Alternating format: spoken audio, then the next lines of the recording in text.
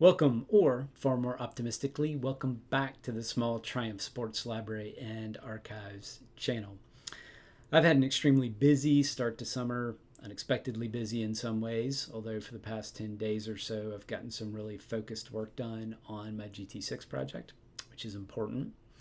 However, all of the busyness means that I've not had a lot of time to work on the larger video projects that I've had going on in the background for months now. Consequently, I've decided to make this another From the Shelves episode. Now, Mr. Producer has vigorously protested this decision. However, I commissioned some independent, rigorous market research that shows that for a video like this, at least 1.5 to 2.5 viewers will watch for at least 2 minutes. And for this channel, it's not too bad, so I'm going to roll with it. The document that we're going to look at in this episode is this one, a late Jaguar Rover Triumph accessories brochure. If that's of any interest to you, please stick around.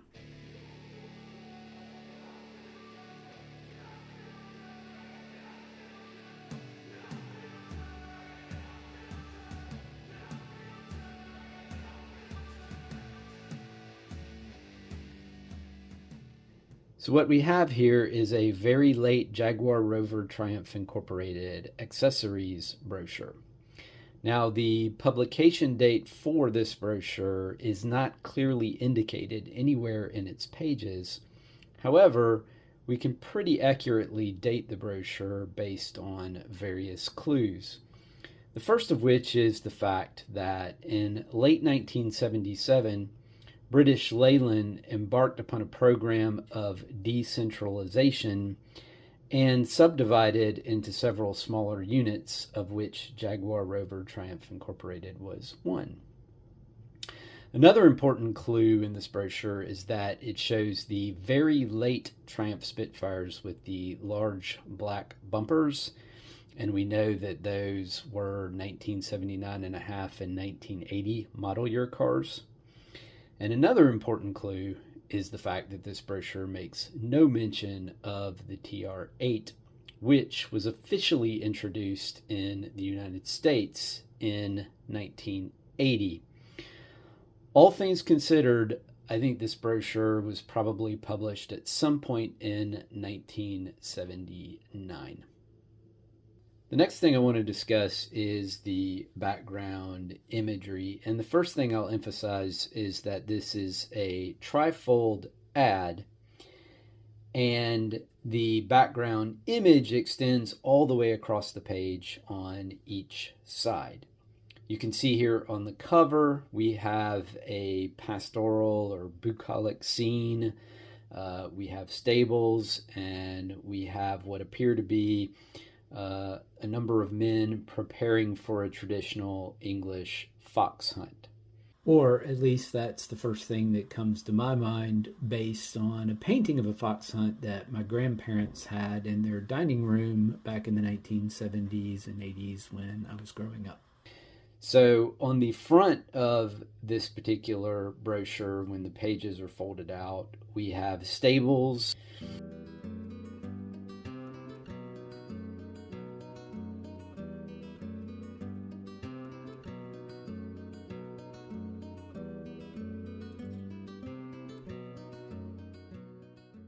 On the flip side, we have a broad view, a panoramic view of a traditional English country estate.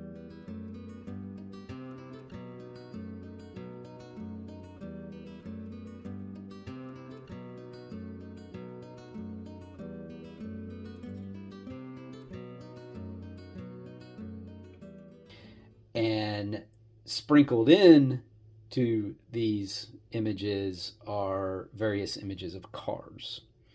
So you can see here on the front page, we have 3 cars superimposed on this country scene. Not at all proportional to the background imagery, but we clearly have an MGB, a TR7, and of course to the fore, a Jaguar. Clearly, the folks at Jaguar Rover Triumph Incorporated believed that nothing said British, class, and elegance better than the images shown throughout this brochure. So now let's crack into this brochure.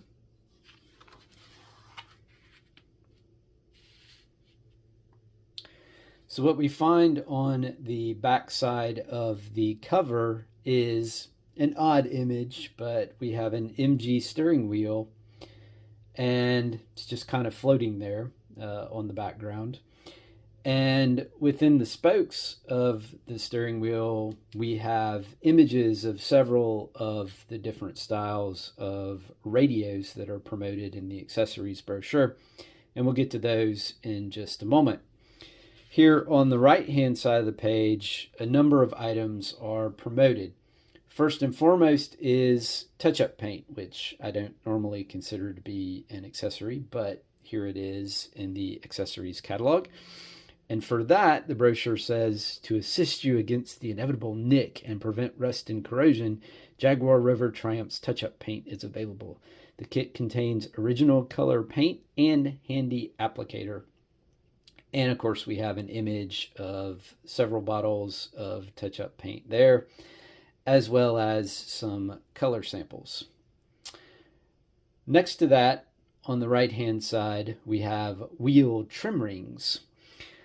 And there we get the image of a Spitfire wheel. But the text reads, emphasize the sporting character of your car.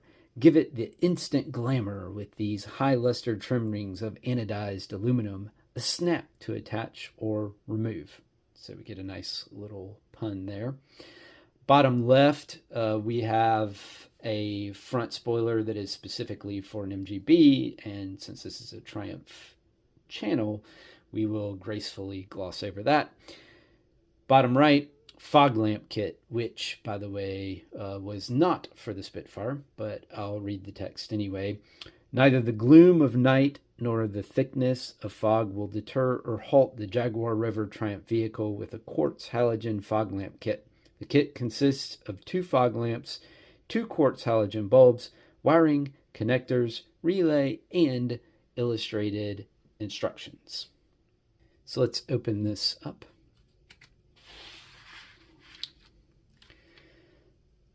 So in the center here are the radios that Jaguar Rover Triumph was promoting to its customers.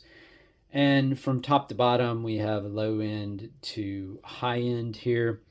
The 4 options were, number 1, AM/FM monaural.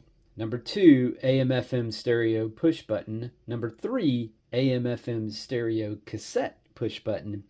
And number 4, AM/FM stereo digital cassette push button with seek and scan. So this last one's the premium one. You can see the digital face on the radio there. One thing I do want to mention, because I'm not going to read through all of these, it would be quite tedious.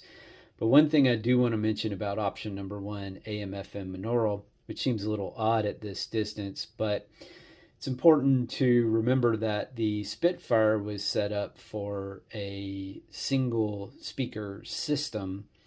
According to the last U.S. sales brochure, all Spitfires were built with a radio antenna and then also a single speaker in the passenger side parcel shelf. So it seems to me that the monaural radio would be appropriate for that setup. On the last page here, or the far side of this page, I guess maybe the more appropriate way to say it, we have several things that are being offered. The first is ski racks, of course. And the text there says, for the sports car owner with sporting flair who carries their sports image beyond their car, we introduce to you our flat black aluminum ski carrier, which has a 2-set ski holding capacity. Note, ski rack can only be used in conjunction with luggage rack. So the ski rack was essentially a luggage rack accessory. The text there is interesting insofar as it emphasizes one's image. So you buy a sports car to have a sporting image, and then you can further enhance that sporting image by carrying your skis around with you. I'm not sure how frequently people drove Spitfires to the ski lodge, but nevertheless, this accessory was available. One of the things that I like about this, well, one, the image is in and of itself kind of amusing, but also it shows a very late white Spitfire like my own. To the right of that is the luggage rack, and the text there says of highly polished chrome and aluminum for those times you need extra cargo capacity. Not shown is a luggage restraint system of aircraft shock cord with vinyl covered steel hooks. So the luggage rack is shown there on the back of a TR7. The attachment system, the cord is referred to in the parts list, and we'll see this in a moment, as a Spider, SPYDER. I don't think I've ever seen an original one of those. Beneath the ski racks and luggage rack are floor mats. The text says, "Step on this, specially designed for Jaguar Rover Triumph. These mats are made to handle wear and tear. All floor mats are handsomely embossed with the mark of your choice and are available in," and for Jaguar, all the options are velour. For MG Triumph, they're all cocoa. Brown jaspe, tan, and black are the color options for the MG Triumph mats. That leaves us with the backside of the brochure and the last items that are promoted. And here we have the factory striping kits. And it says, personalize your Jaguar Rover Triumph vehicle with a distinctive stripe of your choice. Shown there are some of the striping kits available. There's one for the TR7 shown, one for the Spitfire shown, and two different MGB options are shown. An amusing thing about this is that it's kind of difficult to make out the stripes in some of these images because they're rather small. For the Spitfire, there were two different options. You can see them here in the parts list, red, blue, silver, and then also yellow, black, and silver. I have to say, these factory striping kits for the Spitfire, I don't love them. They are kind of wide. The color combos are a little bit odd, and they have the Spitfire script toward the back, so they're kind of busy overall. I'm not a big fan of them overall, even though they were the official factory striping kits. My own Spitfire has some generic dealer applied pinstripes on them that are just simple, just really two stripes, one in kind of a dark charcoal gray and one in more of a silver color, and I actually like those better than the factory striping kits, but to each his or her own. Beneath the discussion of the striping kits is the parts list with the parts numbers. So we have the radio options on here. There is an 8-track option, of course, which is not shown as emphasized. So that's important to note. Fog lamp kit, which was not available for the Spitfire. With the late cars with the large bumpers, I don't think there's anywhere to really effectively mount fog lamps. So you'll notice on the parts list there, it says of the fog lamps, all models except Spitfire. And then there are a couple of different mounting kits for the XJS and the TR7. Luggage rack parts numbers listed. Here's the Spider, SPYDER, which is that shock cord system for holding your luggage to the luggage rack. Ski rack trim rings for the MGB, Midget, Spitfire. I've already talked about the striping kits, and then the different floor mat options are on here. And that's basically it. Again, no date on this. was published in New York, but no date. And of course, we have the normal fine print that we would expect. Please note the manufacturer reserves the right to make specification changes at any time and without notice. If that was of any value to you, even just a smidge, please consider liking the video. And if you're interested in this kind of Triumph nerd content, please consider subscribing to the channel. I'll be back again soon. In the meantime, please take care.